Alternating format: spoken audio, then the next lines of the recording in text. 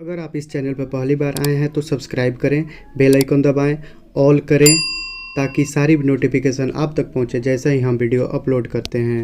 Welcome to eternal study online classes. आज हैं 24 जुलाई 2020 और 24 जुलाई 2020 से करंट अफेयर्स के जितने भी इंपॉर्टेंट क्वेश्चन बनते हैं आज हम इस वीडियो में डिस्कस करते हैं। चलिए स्टार्ट करते हैं। आज का पहला क्वेश्चन, हाल ही में भारत में किस राज्य में पीले रंग का दुर्लभ कछुआ पाया गया है? तो इस क्वेश्चन का सही उत्तर ऑप्शन है उड़ीसा। अब उड़ीसा में पाया गया है तो उड़ीसा के बारे में, उड़ीसा की राजधानी क्या है? भुवनेश्वर। उड़ीसा के चीफ मिनिस्टर कौन है? नवीन पटनायक। और उड़ीसा के गवर्नर कौन है? गणेशी लाल। अब उड़ीसा से रिलेटेड कुछ रिसेंट करंट अफेयर्स। तो उड़ीसा में अभी उड़ीसा के मुख्यमंत्री जो हैं नवीन पटनायक, उनको हीरो टू एनिमल अवार्ड दिया गया है पेटा के द्वारा। तो पेटा क्या है? तो जानवरों को संरक्षित करने वाली एक संस्था है। सतकोसिया टाइगर रिजर्व ये उड़ीसा में है, Similipal national park and Gahirmatha wildlife sanctuary और चिल्का लेक। चिल्का लेक भारत की सबसे बड़ी खारे पानी की झील है और उड़ीसा में है व्हीलर द्वीप। व्हीलर द्वीप का अभी नाम चेंज कर हाल ही में एपीजे अब्दुल कलाम द्वीप रखा गया है। अगला क्वेश्चन, किस देश ने अपना पहला मिलिट्री सैटेलाइट अनासिस 2 को सफलतापूर्वक लॉन्च किया है? इस क्वेश्चन का सही उत्तर है ऑप्शन डी, साउथ कोरिया। अब बात है साउथ कोरिया की। तो साउथ कोरिया की कैपिटल क्या है? सियोल। साउथ कोरिया की करेंसी क्या है? South Korean von. और साउथ कोरिया के वर्तमान में प्रेसिडेंट कौन है? तो मून जे इन। अब साउथ कोरिया के पड़ोसी कंट्री है नॉर्थ कोरिया। तो यहाँ से ही इंपॉर्टेंट क्वेश्चन बनता है कि नॉर्थ कोरिया और साउथ कोरिया को डिवाइड करने वाली लाइन को क्या बोलते हैं? तो 38 पैरेलल, ये लाइन नॉर्थ कोरिया और साउथ कोरिया को डिवाइड करती है। अब ये एनासिस 2 को यूएस की एक कंपनी है एलन स्पेस एक्स, जो एलन मस्क की है। उसने एलन मस्क की कंपनी ने स्पेस एक्स, जो कंपनी का नाम है स्पेस एक्स, ये एलन मस्क की कंपनी है जो कि यूएस में है। तो इसने फैल्कन 9 रॉकेट से ये अनासिस 2 को सफलतापूर्वक लॉन्च किया है। ये अब साउथ कोरिया हो गई है विश्व में 10वीं country, 10th country to own this. Next question, DRDO ने भारतीय सेना के लिए कौन सा ड्रोन विकसित किया है? तो इस क्वेश्चन का सही उत्तर ऑप्शन है भारत ड्रोन। अब ये भारत ड्रोन है क्या? तो ये अभी जैसे हम हाल में हमारे भारत और चीन सीमा पे विवाद काफ़ी समय से चल रहा है, तो उसकी सीमा की निगरानी करने के लिए डीआरडीओ ने विकसित किया है। अब बात है डीआरडीओ की। तो डीआरडीओ का फुल फॉर्म क्या है? Defence research development organisation. DRDO की स्थापना कब हुई थी? तो 1958 में। डीआरडीओ का हेडक्वार्टर कहाँ है? तो डीआरडीओ का हेडक्वार्टर है न्यू दिल्ली में। और इसके वर्तमान में चीफ कौन है? तो जी सतीश रेड्डी। अब डीआरडीओ का मोटो क्या है? काफ़ी एग्जाम में ये क्वेश्चन पूछा गया है डीआरडीओ का मोटो। तो संस्कृत में है बलस्य मूलम विज्ञानम, और इंग्लिश में है स्ट्रेंथ ओरिजिन इन साइंस। क्या है? Strength origin in science. अगला क्वेश्चन, भारत का पहला नंबरलेस बैंकिंग कार्ड लॉन्च करने की घोषणा किसने किया है? तो इस क्वेश्चन का सही उत्तर है ऑप्शन सी, फैम पे। अब ये नंबरलेस बैंकिंग कार्ड लॉन्च होगा किस लिए? तो ये छोटे बच्चे जो अपने माता पिता से पॉकेट मनी लेते हैं, ये खास तौर पे उनके लिए डिज़ाइन किया है। तो ये किसने किया है? फैम पे में। तो फैम पे में कुश तनेजा और संभव जैन, ये आईआईटी रुड़की के 2 छात्र हैं जिन्होंने इसका डिज़ाइन किया था। अब ये इसका हेडक्वार्टर कहाँ है फैम पे का? तो बेंगलोर में, कर्नाटका। ये एक पेमेंट ऐप है फैम पे, जो अभी भारत का पहला नंबरलेस बैंकिंग कार्ड लॉन्च करेगा। तो इस अगला क्वेश्चन पे चलते हैं।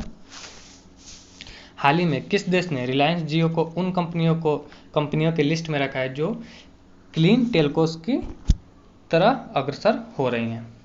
तो इस क्वेश्चन का सही आंसर है ऑप्शन बी, अमेरिका। अब ये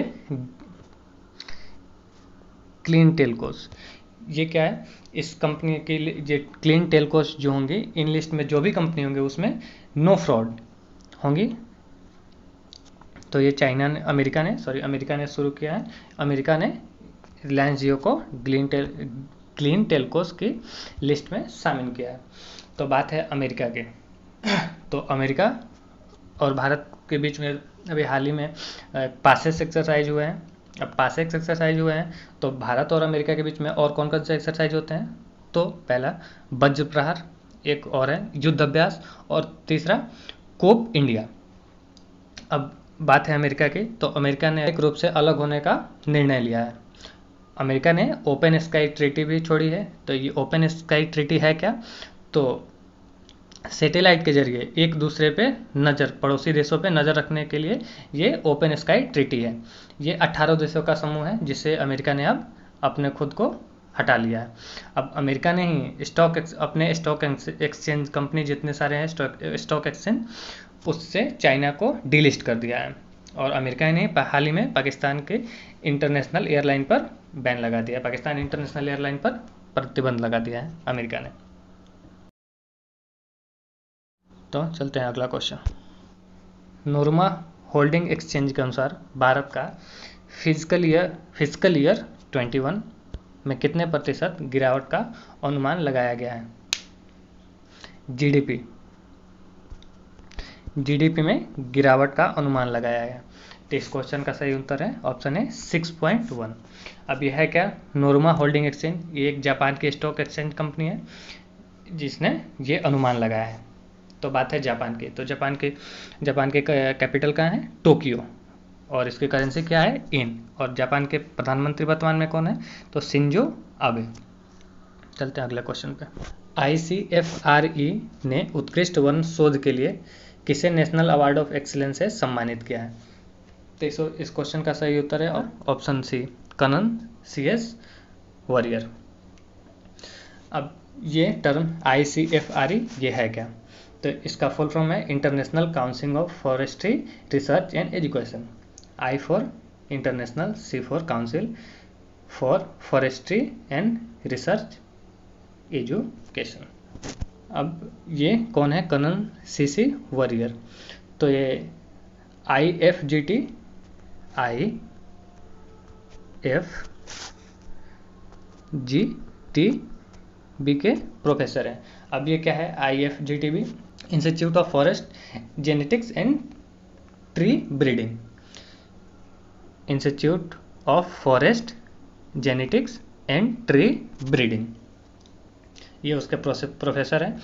इनको नेशनल अवार्ड ऑफ एक्सीलेंस दिया गया है वन शोध के लिए, उसमें इन्होंने उत्कृष्ट काम किया है। चलते हैं अगले क्वेश्चन पे। अगला क्वेश्चन है गल्बेनकियन पुरस्कार मानवता के लिए किसे दिया गया है? गल्बेनकियन पुरस्कार मानवता के लिए किसे दिया गया है? तो इस क्वेश्चन का सही उत्तर है ऑप्शन बी, ग्रेटा थनबर्ग। अब ऐसा क्वेश्चन से ही हमको मालूम चल रहा है कि ये पुरस्कार मानवता के लिए दिया गया है। तो ये ग्रेटा थनबर्ग को दिया गया है। अब ये है कौन? तो ग्रेटा थनबर्ग एक इन्वायरमेंटल एक्टिविस्ट है जो हाल में बहुत ज़्यादा चर्चा में है। ये कहाँ के हैं? स्वीडन के हैं। अब ये फाउंडेशन गलबेनकियन, ये संस्था जो है ये कहाँ की है? तो ये इसका हेडक्वार्टर है पुर्तगाल की कैपिटल है लिस्बन, वहाँ पे है। और इसके वर्तमान में प्रेसिडेंट कौन है? तो इसाबेल मोटा। अब चलते हैं अगले क्वेश्चन पे। SBI जनरल इंश्योरेंस के नए MD एंड CEO कौन नियुक्त हैं? तो इस क्वेश्चन का सही उत्तर है ऑप्शन है प्रकाश चंद्र। अब ये टर्म है SBI जनरल इंश्योरेंस। तो SBI जनरल इंश्योरेंस की स्थापना कब हुई थी? तो 2009 में। इसका हेडक्वार्टर कहाँ है? तो मुंबई में। और SBI जनरल इंश्योरेंस की टैगलाइन क्या है? सुरक्षा और भरोसा दोनों। क्या है? सुरक्षा और भरोसा दोनों। क्योंकि ये टैगलाइन बहुत ही बार रिपीट होता है ये एग्जाम्स में, इसलिए मैं आपको ये शेयर कर रहा हूँ। तो अब SBI जनरल इंश्योरेंस के नए MD एंड CEO तो ये नियुक्त हो गए। कौन? प्रकाश चंद्र। चलते हैं अगले क्वेश्चन पे। NMDC के नए CMD कौन नियुक्त हैं? तो इस क्वेश्चन का सही उत्तर है ऑप्शन है सुमित देव। NMDC के नए CMD नियुक्त हैं सुमित देव। अब ये टर्म NMDC क्या है? तो N for national, M for mineral, D for development, C for corporation, यानी कि नेशनल मिनरल डेवलपमेंट कॉरपोरेशन के नए CMD कौन नियुक्त हुए हैं? तो सुमित देव। अभी बात है NMDC यानी कि नेशनल मिनरल डेवलपमेंट कॉरपोरेशन। इसका हेडक्वार्टर कहाँ है? हैदराबाद। इसके चेयरमैन कौन है? N बजेंद्र कुमार। चलते हैं अगले क्वेश्चन पे। बजाज फाइनेंस के अगले चेयरमैन कौन आयुक्त हुए हैं? तो इस क्वेश्चन का सही उत्तर है ऑप्शन बी, संजीव बजाज, जो कि राहुल बजाज के बेटे हैं। तो इन्होंने अपना पदभार राहुल बजाज ने संजीव बजाज को सौंप दिया है। अब बात है बजाज फाइनेंस की। तो बजाज फाइनेंस की स्थापना कब हुई थी? 2007 में। इसका हेडक्वार्टर कहाँ है? पुणे, महाराष्ट्र। और इसके बजाज फाइनेंस के वर्तमान में CFO कौन है, यानी कि चीफ फॉरेन ऑफिसर? तो एस श्रीनिवासन। अब चलते हैं अगले क्वेश्चन पे। बैरी जर्मन का निधन हुआ है, वो कौन थे? तो बैरी जर्मन का निधन हुआ है, वो एक, माफ कीजिएगा ऑप्शन गलत है, क्रिकेटर थे।